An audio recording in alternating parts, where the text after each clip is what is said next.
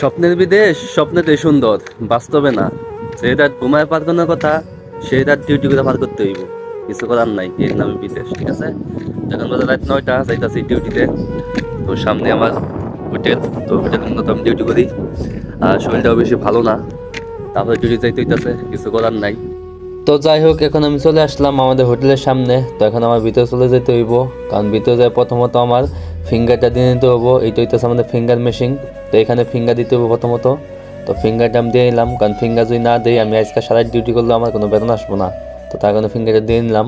আর এইটা হইতেছে আমাদের স্টোরুম। তো এখানে আমরা সব কিছু রাখি, কম্বল বালিশ যা লাগে আর কি সব রাখতে হয়। তো এইটাই আমাদের স্টোরুম।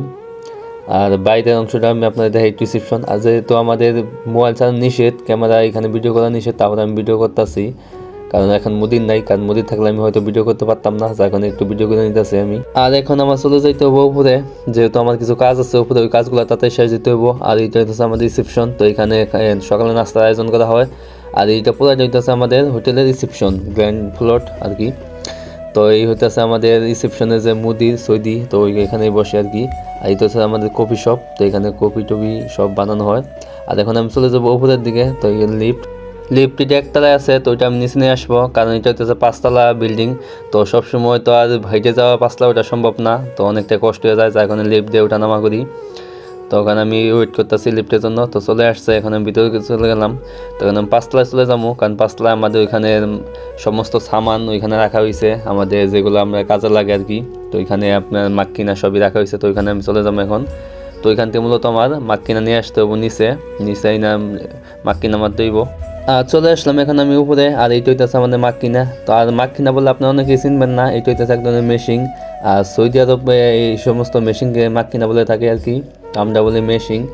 এইটা এখন আমার নিচে নিয়ে যেতে হবো একতলায়, কারণ একতলা থেকে শুরু করতে হবো 5তলা পর্যন্ত পুরো কার্পেট আমার এখন পরিষ্কার করতে হবো এই মেশিন দিয়ে।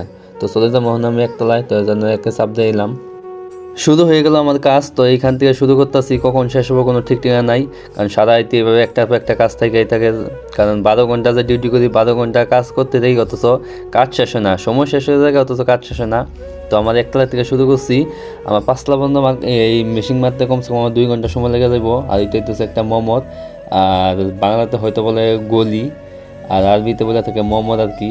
তো এখানে পুরাটা মমদ আমার কিনা মারতে হইব, পুরা কার্পেট পরিষ্কার করতে হইব, কারণ কাস্টমার আসলে দেখা যায় অনেক ভালো আসে, অনেক ময়লা আসে। তো ওইগুলা মুদি টুদি থাকলে সমস্যা, তো দেখলে বলে মাক্কিনা মাস না কিছু জন্য, তার জন্য পুরোটা মাক্কিনা মারতে হইব। আরও অনেক কাজ আছে, তো ওইগুলা করতে হইব। প্রথমত মাক্কিনা মারি যেতেছে, তো রাত্রেবেলা এখন বাজে 9টা, কারণ কিছুক্ষণ পরে সবাই ঘুমাই যাইব, তখন আবার মেশিনের শব্দ ঘুমাইতে পারবো না, যার কারণে এখানে মাক্কিনাটা মাইনে নিতেছি। যাই হোক, আজকে ভিডিওটা এই পর্যন্তই। যদি ভিডিওটা যদি ভালো লাগে অবশ্যই একটা লাইক, কমেন্ট আর ফলো দিয়ে পাশে থাকবেন। সবাই ভালো থাকবেন, সুস্থ থাকবেন, আল্লাহ হাফেজ।